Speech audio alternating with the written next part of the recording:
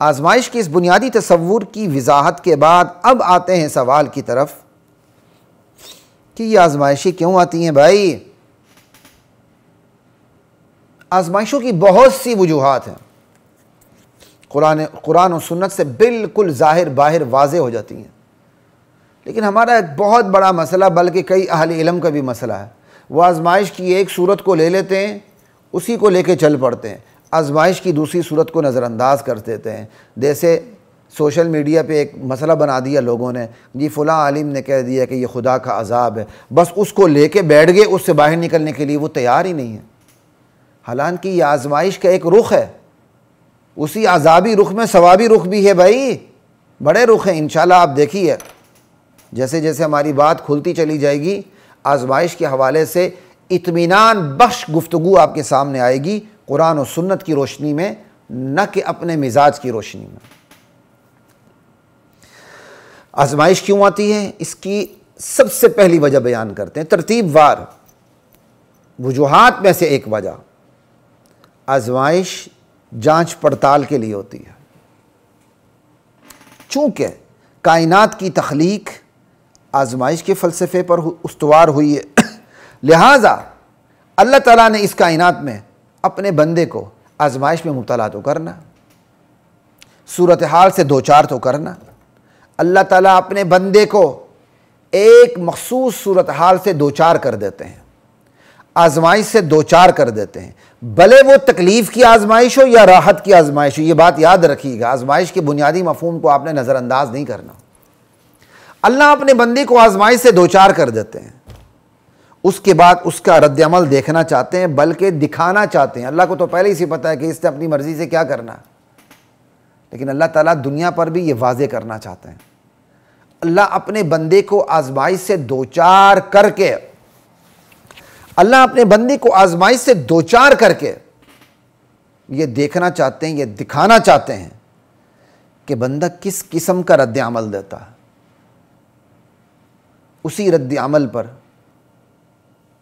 اس کی قسمت، اس کی خوش قسمتی اور بدقسمتی کا انحصار ہوتا ہے۔ اور یہ بھی یاد رکھیے، سب سے زیادہ آزمائشیں انبیاء پر آئی ہیں۔ یہاں آزمائشوں سے مراد امتحان ہے اور عمومی طور پر مصائب ہے۔ نبی علیہ السلام سے سوال کیا گیا، ہم مصعب بن سعد عن ابیہ، حضرت مصعب بن سعد اپنے والد سے روایت کرتے ہیں، فرماتے ہیں کہ ان کے والد کہتے ہیں کہ قلت یا رسول اللہ، یا رسول اللہ، ای الناس اشد بلاء، کس بندے پر سب سے سخت ترین آزمائش آتی ہے؟ قال الانبیاء ثم الامثل فالامثل۔ یہ سنن الترمذی اور 2398 ہے حدیث نمبر، کہ سب سے زیادہ آزمائشیں، سب سے شدید آزمائشیں کن لوگوں پر آتی ہیں؟ آپ صلی اللہ علیہ وسلم جواب دیتے ہیں، شدید ترین آزمائشوں کا شکار انبیاء ہوتے ہیں، ثم الامثل فالامثل۔ پھر جو انبیاء کے منہج کے جتنے قریب ہوتا ہے، انبیاء کے راستے کے جتنے قریب ہوتا ہے، اتنا وہ آزمائش کا، مصائب کا شکار ہوتا ہے۔ تو انبیاء آزمائش سے دوچار ہوتے ہیں، علماء بھی آزمائش سے دوچار ہوتے ہیں، اللہ کے راستے، اللہ کی طرف بلانے والے بھی آزمائش سے دوچار ہوتے ہیں، عوام الناس بھی آزمائش سے دوچار ہوتے ہیں، اہل اقتدار بھی آزمائش سے دوچار ہوتے ہیں، اہل دولت و ثروت بھی آزمائش سے دوچار ہوتے ہیں۔ ہر بندہ اپنے دائرے میں آزمائش سے دوچار ہوتا ہے۔ اس آزمائش کے نتیجے میں، آزمائش میں مبتلا فرد یا قوم یا طبقے یا سماج کی طرف سے جو رد عمل سامنے آتا ہے، اس رد عمل کی روشنی میں اس کی جانچ پڑتال ہو جاتی ہے، اور اسی رد عمل کی بنیاد پر خدائی فیصلے قائم ہوتے ہیں۔ جیسا رد عمل ہوگا، اللہ آزمائش سے دوچار کرتے ہیں، پھر اس کا رد عمل سامنے آتا ہے، جو آزمائش میں بندہ دوچار ہوتا ہے، چاہے وہ نبی ہو، چاہے غیر نبی ہو، چاہے امتی ہو، ولی ہو، عوام ہو، کوئی بھی ہو، پھر جو رد عمل سامنے ہوتا ہے، وہی رد عمل اس کی خوش قسمتی کا فیصلہ کرتا ہے، اس کے وہی رد عمل اس کے بارے میں فیصلہ کر دیتا ہے۔ چونکہ انبیاء معصوم ہوتے ہیں، اوپر سے ان کی نگرانی اور نگہبانی ہو رہی ہوتی ہے۔ تو انبیاء کا آزمائش کے سفر کو کامیابی سے طے کرنا یقینی ہوتا ہے، اور غیر انبیاء کا آزمائش کے سفر کو کامیابی سے طے کرنا یقینی نہیں ہوتا۔ یہ بات یاد رکھیے گا، ٹھیک ہے جی۔ تو ہم نے آزمائش کی ایک صورت کیا بتا دی؟ آزمائشیں کیوں آتی ہیں؟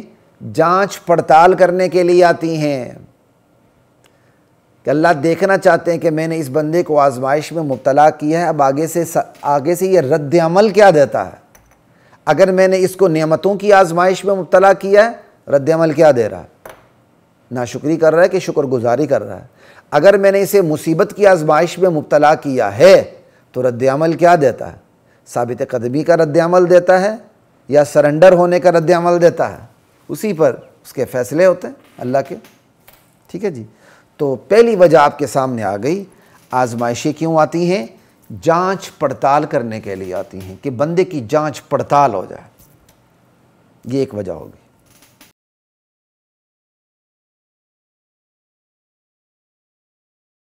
وَلَقَدْ